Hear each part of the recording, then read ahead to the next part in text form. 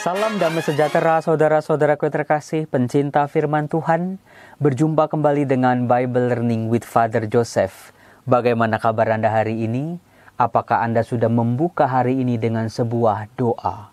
Bukan doa yang melulu berisi permohonan, permintaan, minta ini dan minta itu pada Tuhan.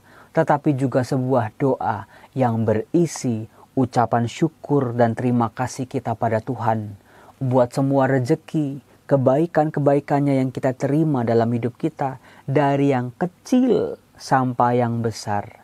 Dan juga sebuah doa yang sungguh-sungguh mengungkapkan rasa percaya kita, iman kita pada Tuhan, di mana kita mau meletakkan semua perkara-perkara kita dalam kuasa kasih-Nya.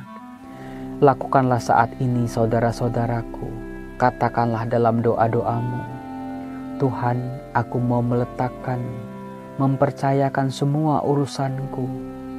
Lihatlah sakit penyakitku, lihatlah penderitaanku, lihatlah usahaku dalam mencari nafkah untuk keluargaku. Lihatlah sejauh mana aku berjuang Tuhan, untuk menjadi pribadi yang baik dan berarti untuk orang-orang di sekitarku.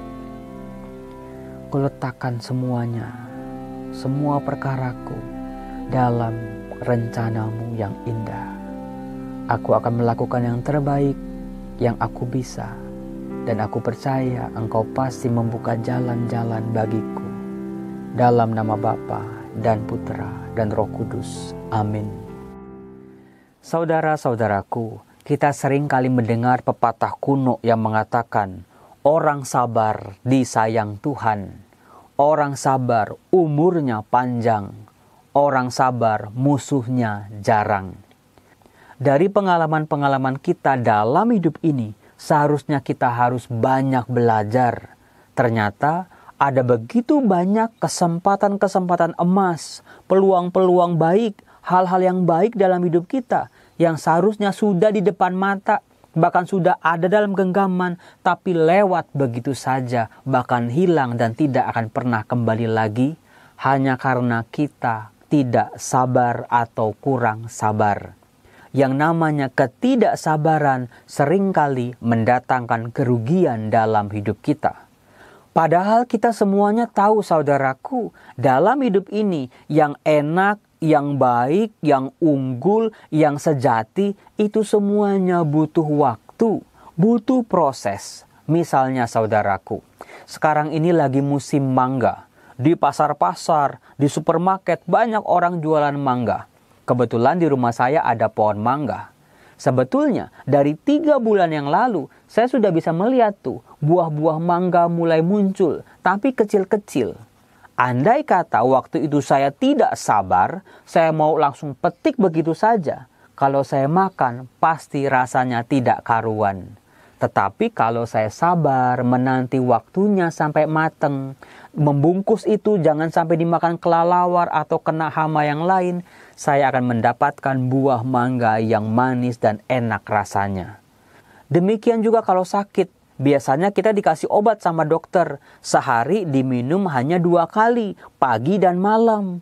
Tapi karena kita mau sembuh, nggak sabaran dengan penyakit ini, kita tenggak, kita makan semua obat-obat itu. Apalah hasilnya saudara-saudara, bukannya menyembuhkan, tapi bisa sangat membahayakan. Dalam hal prestasi, hal itu juga berlaku. Kita mau jadi nomor 1, kita mau yang terbaik, kita mau juara, tapi mau buru-buru, mau serba instan, jadinya pakai doping, nyontek, jadinya tidak jujur, ataupun curang, akhirnya juga berantakan semuanya. Dalam relasi juga begitu. Kita nggak bisa kok memaksa orang langsung percaya sama kita, langsung jatuh cinta sama kita. Begitu kita mengungkapkan cinta, langsung harus diterima. Nggak bisa. Sering kali orang berpikir pendek, cinta ditolak, dukun bertindak. Saudaraku, semua proses dalam kehidupan ini ada waktunya. Dan kita diajak untuk bersabar dalam menanti waktu itu. Tentang kesabaran, kita harus banyak belajar dari Santo Paulus, khususnya dalam surat yang kedua kepada jemaat di Korintus, bab 6 ayat 1-10. Kita semua sudah tahu yang namanya kesabaran tidak pernah instan. Kesabaran harus dilatih dalam segala jatuh bangun kehidupan kita. Maka dari itu marilah kita belajar trik-trik rahasia yang diajarkan oleh Paulus tentang melatih kesabaran. Yang pertama, apa yang harus dilakukan oleh orang beriman dalam menghidupi iman mereka dalam kesabaran?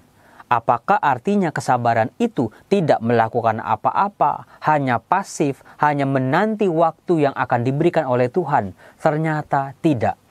Di ayat 1 Paulus menuliskan, sebagai teman-teman sekerja, kami menasehati kamu supaya kamu jangan membuat menjadi sia-sia kasih karunia Allah yang telah kamu terima.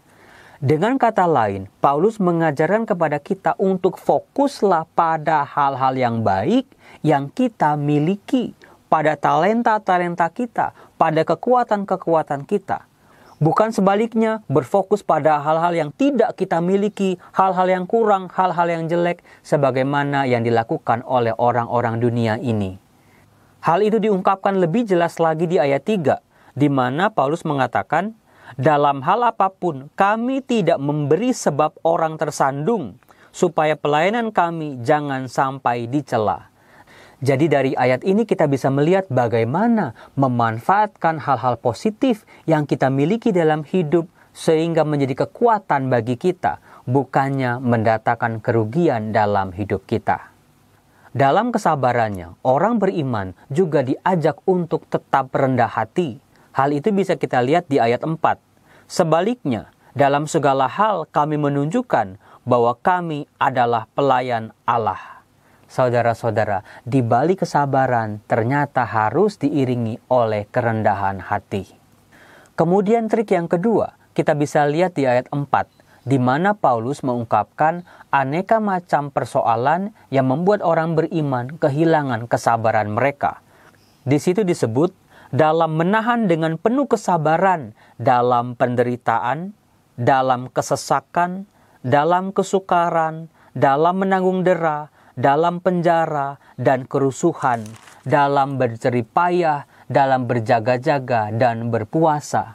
Saudara-saudara, dalam hal itulah kita seringkali kehilangan kesabaran kita. Ketika sakit, ketika harus berjuang, ketika susah payah, ketika kita dalam penderitaan, kita seringkali bertanya, Tuhan, sampai kapan ini semua boleh berlalu daripada hidup kita? Ternyata saudaraku, yang namanya kesabaran tidak hanya diperlukan atau dilatih pada beberapa peristiwa yang membuat kita tidak enak dan kurang nyaman, seperti yang dijelaskan oleh Paulus di ayat 5. Tetapi juga dalam hal-hal positif manusia memerlukan kesabaran. Misalnya di ayat 6 dikatakan, dalam kemurnian hati. Oh ternyata dalam pertobatan menjadi orang baik pun perlu kesabaran. Dalam pengetahuan dan kesabaran. Dalam kemurahan hati. Oh ternyata jadi orang baik, sering bantu orang juga butuh kesabaran. Dalam Roh Kudus dan kasih yang tidak munafik. Dalam pemberitaan kebenaran dan kekuasaan Allah. Di situ pun manusia beriman memerlukan kesabaran. Nah, trik yang ketiga, Paulus mengungkapkan dengan sangat indah, di mana dikatakan, ketika dihormati dan ketika dihina, ketika diumpat atau ketika dipuji, ketika dianggap sebagai penipu, namun dipercayai, sebagai orang yang tidak dikenal, namun terkenal, sebagai orang yang nyaris mati, dan sungguh kami hidup, sebagai orang yang dihajar, namun tidak mati, sebagai orang yang berduka cita, namun senantiasa bersuka cita, sebagai orang miskin, namun memperkaya banyak orang, sebagai orang yang tak bermilik, sekalipun kami memiliki segala sesuatu. Dari ayat-ayat ini saudaraku, kita bisa belajar banyak hal tentang buah-buah kesabaran. Ternyata dengan kesabaran, sukacita, kedamaian, kebahagiaan kita tidak dipengaruhi oleh hal-hal di luar diri kita, oleh reaksi-reaksi orang, oleh penilaian-penilaian orang. Tadi dikatakan ketika dihormati, ketika dipuji, seringkali membuat orang menjadi besar kepala, melayang-layang. Tetapi ketika dihina, diumpat, dikritik, membuat semua kebahagiaannya menjadi runtuh. Disitulah saudara-saudara buah dari kesabaran. Buah-buah kesabaran ternyata dialami oleh Paulus secara nyata, yang membuat dirinya menjadi seorang pewarta, seorang pelayan yang hanya terikat pada Tuhan, bukan pada dunianya. Itulah saudara-saudara buah-buah dari kesabaran. Mintalah rahmat itu dalam doa-doa kita. Semoga Tuhan memberikannya kepada kita. Salam damai sejahtera, Tuhan Yesus memberkati. Amin.